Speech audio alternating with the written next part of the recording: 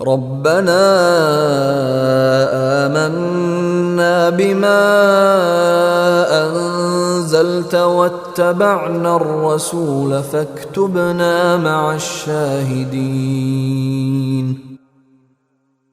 اے ہمارے رب، آپ نے جو کچھ نازل کیا ہے ہم اس پر ایمان لائے ہیں اور ہم نے رسول کی اتباع کی ہے، لہذا ہمیں ان لوگوں میں لکھ لیجئے جو حق کی گواہی دینے والے ہیں۔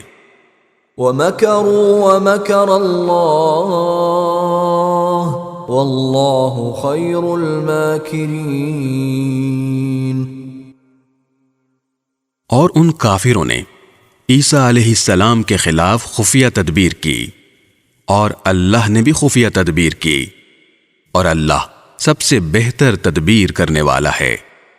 اذ قال اللہ یا عیسیٰ انی متوفیک ورافعک الی ومطہرک من الذین کفروا وجاعل الذین اتبعوک فوق الذین کفروا الی یوم القیامہ ثم إلي مرجعكم فأحكم بينكم فيما كنتم فيه تختلفون۔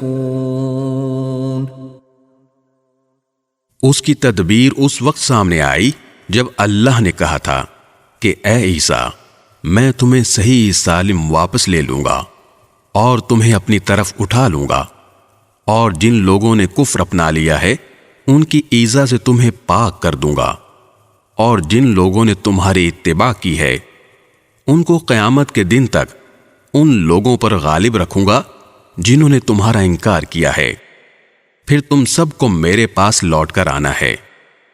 اس وقت میں تمہارے درمیان ان باتوں کا فیصلہ کروں گا جن میں تم اختلاف کرتے تھے۔ فَأَمَّا الَّذِينَ كَفَرُوا فَأُعَذِّبُهُمْ عَذَابًا شَدِيدًا فِي الدُّنْيَا وَالْآخِرَةِ وَمَا لَهُم مِّن نَاصِرِينَ۔